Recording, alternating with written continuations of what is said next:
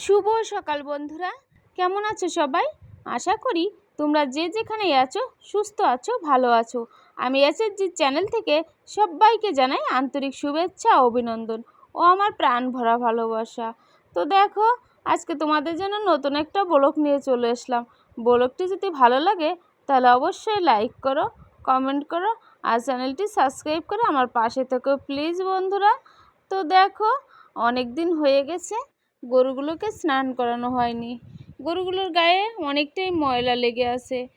কতদিন হয়ে গেছে এই গরমের ভিতরে স্নান করাতে পারিনি, কারণ কাজের অভাবে তো আমি একদমই স্নান করতে পারিনি। আজকে ভাবছি যে সকাল সকালে গরুগুলোকে স্নান করাই দেই, কিন্তু এসে দেখি আর একটা ঘটনা। কারণ কি, বাড়িতে বিদ্যুৎ নেই। তাহলে কি করব বলো? জল টেনে টেনে ওইখানে চারি ভরে রেখেছি। তারপর হচ্ছে আজকে গরুগুলো স্নান করাই দিছি, কারণ প্রচণ্ড গরম পড়ছে। হঠাৎ দেখা যায় কি গরুগুলোর সমস্যাও হতে পারে, তাই ডলে ডলে আস্তে আস্তে জল দিয়ে স্নান করে দিচ্ছি। কারণ ওদের তো আর এইভাবে স্নান করার অভ্যাস নেই, তাই ওরা এপাশ ওপাশ করছে, আর ওদের সাথে আমি পারছি না। খুবই আমার খারাপ লাগছে। আমি এতটা বলছি এই শান্তভাবে থাক, কিন্তু ওরা কিছুতেই মানছে না। মনে হচ্ছে কি জলে ওদের হচ্ছে না। আমি মগ ভরে ভরে জল দিচ্ছি আর ওরা ভয় পাচ্ছে। তবুও আমি ওদেরকে সুন্দর করে ডলে ডলে স্নান করাই দিছি, কারণ যেখানে গোবর লেগেছে সেখানে অনেক দিন থাকলে পরে গোবরটার নিচে ঘা হয়ে যেতে পারে। তাই ভালো করে স্নান করে দিচ্ছি ডলে ডলে, কারণ কি ডলে ডলে স্নান না করালে ওই গোবরগুলো তো উঠবে না, আর সেখানেই আরও লেগে থাকবে শক্ত করে। তাই ভালো করে পরিষ্কার করে দিচ্ছি। ভাবলাম কি, আজকে যদি গরুগুলো স্নান না করাই তাহলে আমাদেরও যেরকম স্নান না করলে ভালো লাগে না, কিন্তু ওদেরও তো সেটাই। যতই উপরে ফ্যান থাক, কিন্তু স্নানের একটা আলাদা একটা লাগে, আরামদায়ক লাগে, তাই না গো বন্ধুরা? দেখো, কোনো কারণবশত যদি একদিন স্নান করা না হয়, তার পরের দিন কিন্তু আর ভালোই লাগে না। মাথাটা কীরকম জেনে ঝিমঝিম করতে থাকে। তাই ওদেরও তো ওরকমই। ওরা তো সৃষ্টিকর্তা এইভাবে পাঠিয়েছে।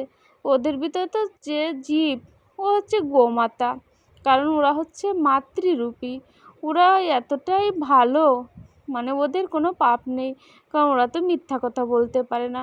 মানুষের ভিতরে কিন্তু পাপ আছে বন্ধুরা। আমিও কিন্তু অনেক পাপ করেছি, হয়তো দেখতে পারছি না, বুঝতে পারছি না, কিন্তু ওদের কোনো পাপ নেই। ওরা তো শুধু মিথ্যা বলতে পারে না, তাই না গো বন্ধুরা? তো দেখো, আমি সুন্দর করে ওই চারির ভিতর থেকে জল নিয়ে ডলে ডলে স্নান করাই দিচ্ছি। ওপাশ ওপাশ করে জল ঢেলে দিচ্ছি, আর ও খুব আরাম পাচ্ছে, নড়াচড়াও করছে। আমি বলছি দুষ্টু সোনা, নড়াচড়া করিস না, তাও নড়াচড়া করছে। দেখো, লেজটা একদমই চুনা কাদায় হয়ে গেছে।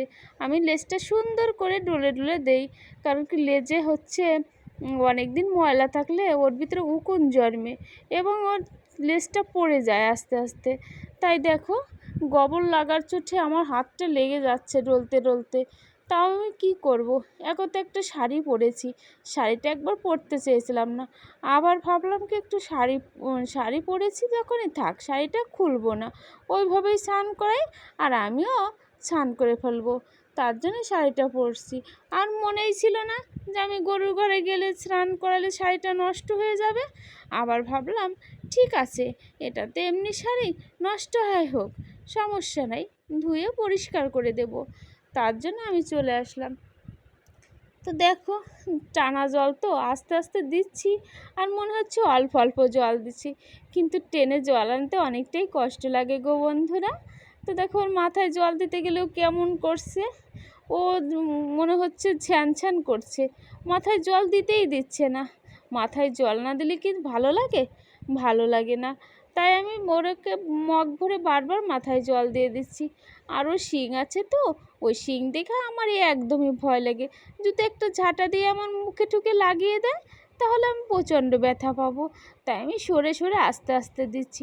আর মটর হলে তো দূর থেকে দিলে আর সমস্যাই হয় না, সেটা তো না, তাই আমি আস্তে আস্তে দূর থেকেই দিচ্ছি। আর দেখো, মাথাটায় বারবার দিতে যাচ্ছি, ও বারবার সরিয়ে নিচ্ছে, কেমন যেন ঝাড়ি দিচ্ছে। আমার খুব ভয় লাগছে। দেখো, পায়ের নিচ দিয়ে জল দিতে গেলে কিন্তু জল ঢোকে না, তাই ওকে মানে জলটা দিচ্ছি খুব আছড়েভাবে দিচ্ছি, যাতে নাকি জলটা পায়ের নিচ দিয়ে ঢুকে যায়। তো দেখো, সুন্দর করে আমি গরুটা স্নান করাই দিলাম ডোলে ডোলে ঘষে ঘষে। আর এখন ভালো লাগছে না, গরুটা স্নান করে ঘরটা একটু ঝাড় দেওয়া চাইছিলাম, তার সময়ই নেই। আমার আর এসব কাজ হবে না। তো দেখো আমি কিন্তু এই যে গরুটা স্নান করাতে করাতে আমি অস্থির হয়ে গেছি।